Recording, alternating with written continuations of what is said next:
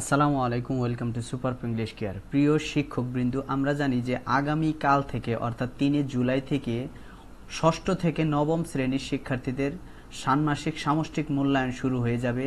আর এই মূল্যায়নটা খুবই গুরুত্বপূর্ণ, কারণ আমরা যারা শিক্ষক রয়েছি, যারা নতুন শিক্ষক রয়েছি, তারা কিন্তু এটা সম্পর্কে অবহিত না। কারণ অনেকেই আমরা এই ধরনের মূল্যায়নের সম্মুখীন হইনি। তাই এর আগে কিন্তু আমি একটা ভিডিও করেছি, মানে সমগ্র যে রয়েছে, যে সর্বশেষ যেটা 30 তারিখে একটা আমাদের ষান্মাসিক সামষ্টিক মূল্যায়ন কার্যক্রম কিভাবে পরিচালনা করব, এর জন্য একটা নির্দেশনা দেওয়া রয়েছে। ওই নির্দেশনাটা আমি একটা ভিডিও করেছি, এটা অনেক বড় ভিডিও হয়েছে, অর্থাৎ 20 মিনিটের ভিডিও হয়েছে। আজকে আমি মূলত উপস্থাপন করব যারা এই যে মূল্যায়নের দিন প্রত্যবেক্ষক শিক্ষক হিসাবে দায়িত্ব পালন করবে তাদের কাজ কি। অর্থাৎ যারা প্রত্যবেক্ষক শিক্ষক বলা হচ্ছে, এই জায়গায় বিষয় শিক্ষক ছাড়াও অন্যান্য শিক্ষককে দায়িত্ব পালন করতে হবে। যেমন আমি একজন ইংরেজির টিচার, আমি ইংরেজির মূল্যায়নটা ঠিক ভালোভাবে বুঝতে পারবো, কিন্তু আমাকে কিন্তু ইংরেজি ছাড়াও অন্যান্য মূল্যায়নের দিন প্রত্যবেক্ষক শিক্ষক হিসেবে দায়িত্ব পালন করতে হবে। কারণ কি, এই জায়গায় বলা হয়েছে যে প্রত্যেক 20 জন শিক্ষার্থীর জন্য একজন শিক্ষক মূল্যায়ন করবেন। তার মানে কি, যে যেহেতু একটা ক্লাসে 20 জনের বেশি শিক্ষার্থী থাকে, অর্থাৎ 100 জন থাকে, আবার অনেক ক্লাসে সরকারি স্কুলগুলোতে দেখা গেল যে 60 থেকে 65 অথবা 55 এরকম শিক্ষার্থী থাকে। সেই ক্ষেত্রে আমাদের কি করতে হবে, শিক্ষার্থী ভাগ করে টিচাররা কি করবেন, ভাগ ভাগ হয়ে মূল্যায়ন করবেন। এই ক্ষেত্রে অন্য বিষয়ের শিক্ষক যারা রয়েছে তারা কিন্তু এই জায়গায় দায়িত্ব পালন করবেন, অথবা একই সাবজেক্টের যদি অন্যান্য মানে বেশি টিচার থাকে তারাও দায়িত্ব পালন করবেন। সাধারণত এত শিক্ষক থাকে না, সেই কারণে অন্যান্য বিষয় শিক্ষক কিভাবে এই যে প্রত্যবেক্ষক শিক্ষক হিসাবে দায়িত্ব পালন করবেন সেটাই আমি আজকে উপস্থাপন করব। আর আশা করি এই ভিডিও দেখার পর মানে কিভাবে দায়িত্ব পালন করবেন এইটা সম্পর্কে আপনার ক্লিয়ার ধারণা হবে। আর যদি আপনি পূর্ণাঙ্গ ধারণা পান তাহলে কিন্তু আপনি মূল্যায়নটা সঠিকভাবে করতে পারবেন, আপনার কোনো সমস্যাই হবে না। এই জায়গায় তুলে ধরতেছি এই সর্বশেষ এনসিটিভি থেকে মাউসের মাধ্যমে প্রকাশিত যে নির্দেশনা দেওয়া রয়েছে, ওই জায়গায় যে নির্দেশনা দেওয়া রয়েছে আমি সেটাই উপস্থাপন করব। বিষয়ভিত্তিক মূল্যায়নের দিন প্রত্যবেক্ষক হিসাবে দায়িত্বরত শিক্ষকের কাজ। অর্থাৎ তাহলে এই জায়গায় যেহেতু 20 জন শিক্ষার্থীর জন্য একজন শিক্ষক অর্থাৎ প্রত্যবেক্ষক মূল্যায়ন চলাকালে নিয়োজিত থাকবেন, সেহেতু সংশ্লিষ্ট বিষয় শিক্ষক ব্যতীত অন্যান্য শিক্ষকও প্রত্যবেক্ষক হিসেবে দায়িত্ব পালন করবেন। তাহলে বিষয় শিক্ষক প্রধান শিক্ষকের সহায়তা নিয়ে শিক্ষার্থীর সংখ্যা অনুযায়ী কতজন প্রত্যবেক্ষক প্রয়োজন তা নির্ধারণ করবেন। উদাহরণস্বরূপ এই জায়গায় দেওয়া রয়েছে, এটা দরকার নাই। এখন আমরা পড়ব যে এক্ষেত্রে প্রত্যবেক্ষকের কাজ হবে, অর্থাৎ একজন অন্য বিষয়ের শিক্ষক যে প্রত্যবেক্ষক হিসাবে দায়িত্ব পালন করবেন তার কাজ কি হবে সেইটা আর কি। একজন প্রত্যবেক্ষক সর্বোচ্চ 20 জন শিক্ষার্থীর কাজ পর্যবেক্ষণ করবেন।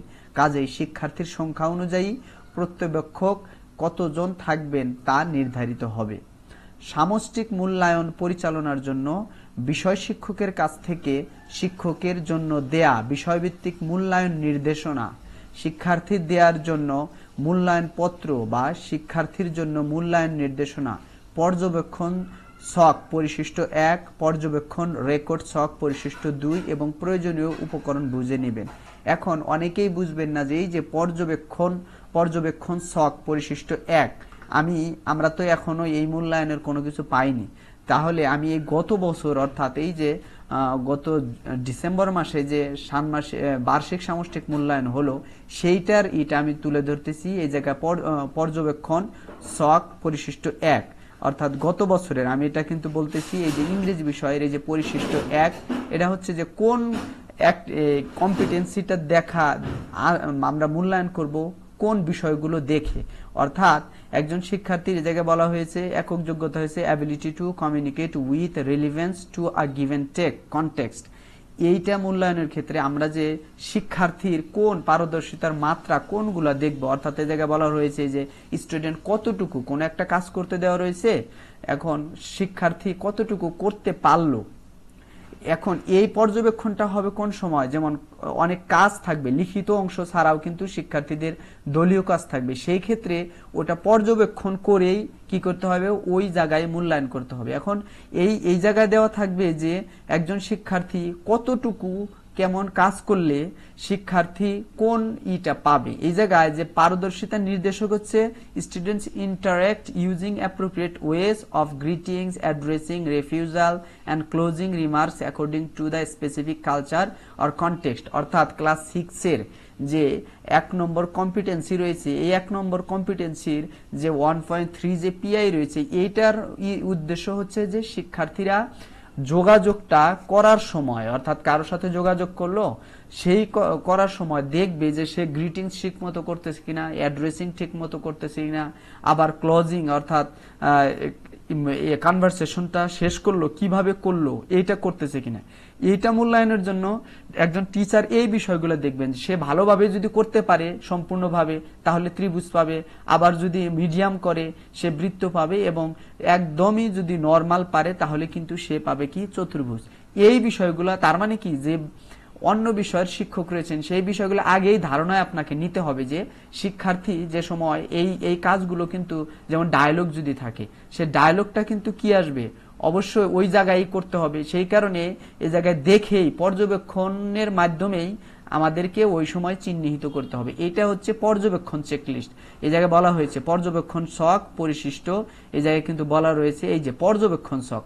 তার মানে আপনার মোটামুটি এইরকমই হবে মনে হয়, যদিও এটা গত বছরে এই বছর অন্যরকম আসতে পারে। পর্যবেক্ষণ ছক বলতে এই যে কোন বিষয়গুলো আপনি দেখবেন, এরপর হচ্ছে এইটা দেখার পর কিন্তু শিক্ষার্থীদের যে রেকর্ড, এই যে এরপরে হচ্ছে পর্যবেক্ষণ রেকর্ড সংরক্ষণ ছক পরিশিষ্ট 2।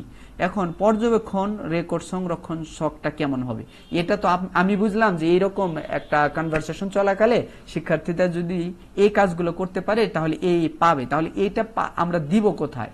এটা দেওয়ার জন্য পরিশিষ্ট 2 রয়েছে, আমরা যেটা পর্যবেক্ষণ রেকর্ড রাখবো এই জায়গায় দেওয়া রয়েছে শিক্ষার্থীর। এই জায়গায় দেখেন পরিশিষ্ট 2 শিক্ষার্থীর উপাত্ত সংগ্রহের ছক। এইবার অন্যরকম হতে পারে, আমি এটা কিন্তু বলতেছি যে শুধু বোঝানোর জন্য, শিক্ষক যারা নতুন শিক্ষক রয়েছে তাদের খুবই উপকার হবে বোঝানোর জন্য যে কি করব।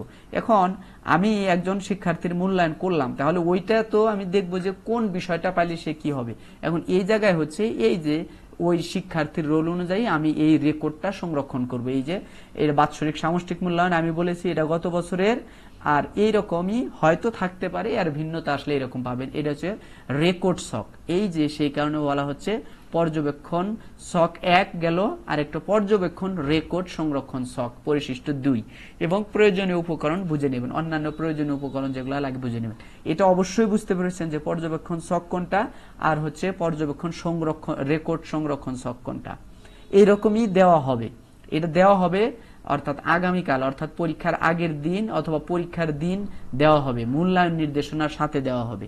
তার মানে আগে থেকে একটু ক্লিয়ার ধারণা থাকলে তাহলে যারা শিক্ষক রয়েছেন তারা ওই দিনই আপনার আরো পূর্ণাঙ্গ ধারণা পাবেন।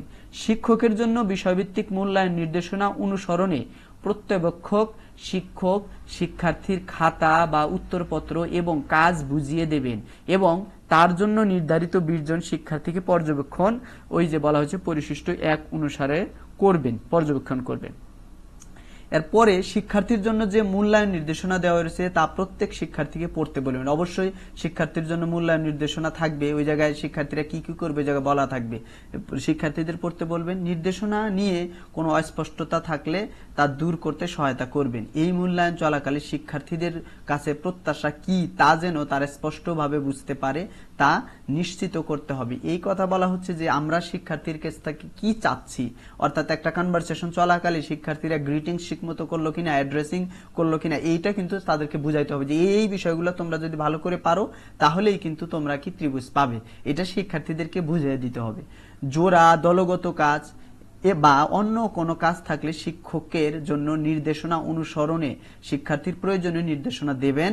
মানে অন্য কাজগুলো থাকলে কিভাবে করবে এটা নির্দেশনা দিতে হবে। মূল্যায়ন পরিচালনার জন্য শিক্ষক নির্দেশনা অনুযায়ী বিরতি বা সময় ব্যবস্থাপনা করবেন। আর এই জায়গায় একটা বিরতি থাকার কথা, যেহেতু 5 ঘন্টার, এটা আপনার স্কুল কর্তৃপক্ষ থাকবে, সেই অনুযায়ী আপনাদের অনুযায়ী এটা দেবেন। তারপরে বলা হচ্ছে পর্যবেক্ষণ ছক অনুসরণে নির্ধারিত 20 জন শিক্ষার্থীকে পর্যবেক্ষণ করে তার রেকর্ড সংশ্লিষ্ট ছকে ওই যে পরিশিষ্ট দিয়ে সংরক্ষণ করবেন। মূল্যায়ন চলাকালে পর্যবেক্ষক শিক্ষার্থীদের যে কাজগুলো পর্যবেক্ষণ করবেন তা পর্যবেক্ষণ ছকে অর্থাৎ পরিশিষ্ট একে দেওয়া রয়েছে। এই একে দেওয়া রয়েছে যে কোন কাজগুলো পর্যবেক্ষণ করবেন, ওই জায়গায় কিন্তু আমি দেখাই দিলাম যে কোন কাজটা কিভাবে করলে ওইটা আর কি থাকবে। তারপরে মূল্যায়নের বিভিন্ন ধাপে ওই কাজগুলোতে আপনার তত্ত্বাবধানে থাকা 20 জন শিক্ষার্থী কিভাবে অংশগ্রহণ করেছে তা পর্যবেক্ষণ ও যাচাই করে রেকর্ড রাখবেন।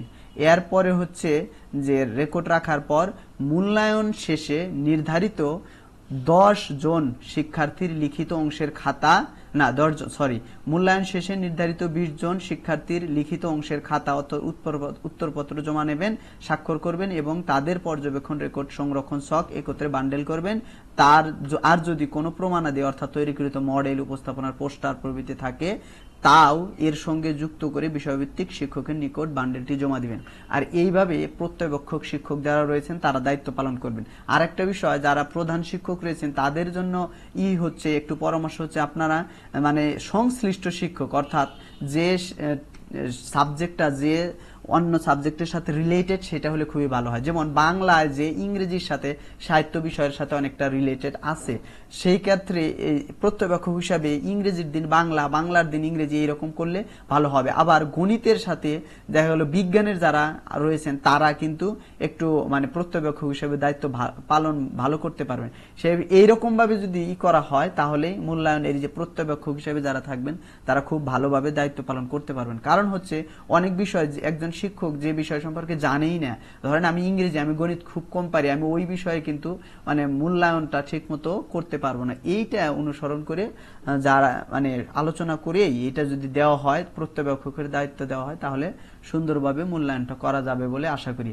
আর আমার ভিডিওটা কেমন লাগলো অবশ্যই জানাবেন, আর যদি ভালো লেগে থাকে তাহলে অবশ্যই একটা সুন্দর কমেন্ট করবেন এবং পরবর্তী ভিডিও পাওয়ার জন্য অবশ্যই আমার ইউটিউব চ্যানেলটা সাবস্ক্রাইব করবেন এবং আমার ফেসবুক পেজ রয়েছে ওটা ফলো করে দিবেন। এরপরে আমি যে বিষয় শিক্ষকের কাজ কি এইটা নিয়ে একটা ভিডিও করব। যারা বিষয় শিক্ষক রয়েছেন তারা অবশ্যই এই ভিডিওটা দেখবেন। আজকের মধ্যে এখানে শেষ করতেছি। আসসালামু আলাইকুম।